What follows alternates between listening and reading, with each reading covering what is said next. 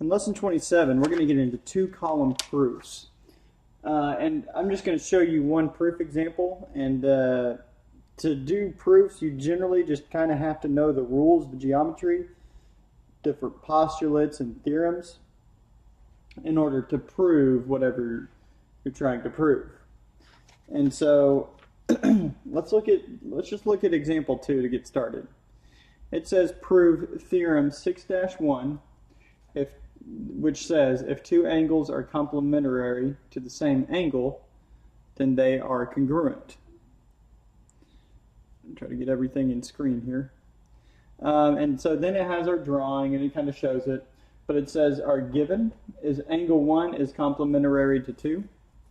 Angle 3 is complementary to 2. And then we want to prove that angle 1 is congruent to angle 3. So we know these two are congruent.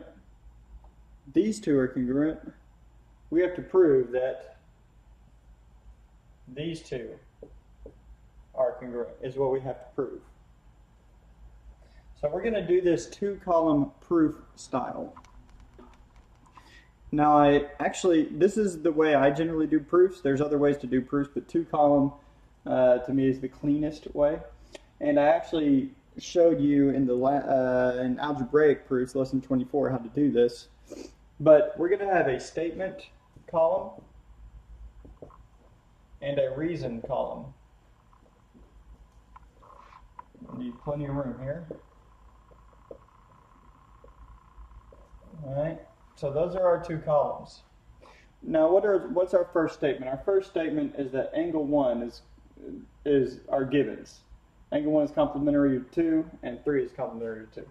So angle 1, I'm going to abbreviate, otherwise it will take too long. Angle 3, complementary to angle 2. So that is our given. That's our first step in each. So now how can we get from our given to our proof? Or what we're trying to prove, our destination. Well, what we could say here is we know, okay, if angle 1 is complementary to 2, what is that saying? Well, a statement we could say is measure of angle 1 plus measure of angle 2 equals 90 degrees. Because that's just the definition of complementary angles.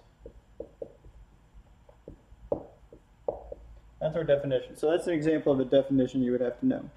And we also know angle 3, measure of angle 3 plus measure of angle 2 equals 90 degrees because they're both complementary to each other.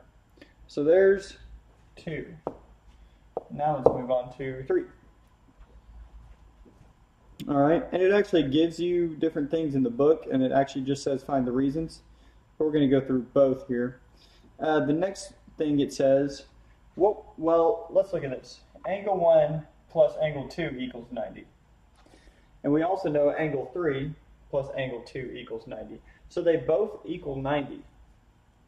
Well, if they both equal 90, then what we could do is say measure of angle 1 plus measure of angle 2 equals, we can substitute this value in for 90 since they both equal the same thing. So we can say measure of angle 3 plus measure angle 2. So now we've set them equal to each other, and if you remember what that's called, hopefully you can remember, this is the substitution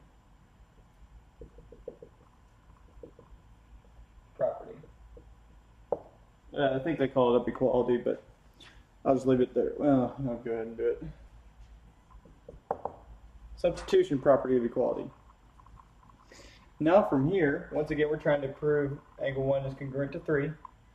Well, I see an angle 2 in both, and so in this one, what I could do I could actually get rid of angle 2 by subtracting angle 2. And so that's the subtraction property of equality.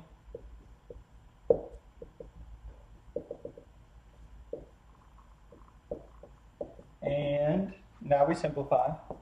and we get measure of angle 1 equals measure of angle 3, because the angle 2's we cross out. And now we're close. We're almost there. Notice we have measure of angle 1 equals measure of angle 3. Now, but we're trying to prove that they're congruent. So how do we get this congruent sign here? Well, all we have to do is turn this into a congruent sign and say definition of congruency or congruent angles is what you could say, congruent angles. And that's an example of a 2-column proof. So we have, and you don't have to put a border around it like I'm doing, but just to encompass it and isolate it. That's an example of a 2-column proof. You have your statement column and you have your reasons column, and then you just try to solve and get from the given to the whatever you're trying to prove. And so there's going to be different ones, but we just have to know the postulates and theorems to be able to solve for them. But that is the end of lesson 27.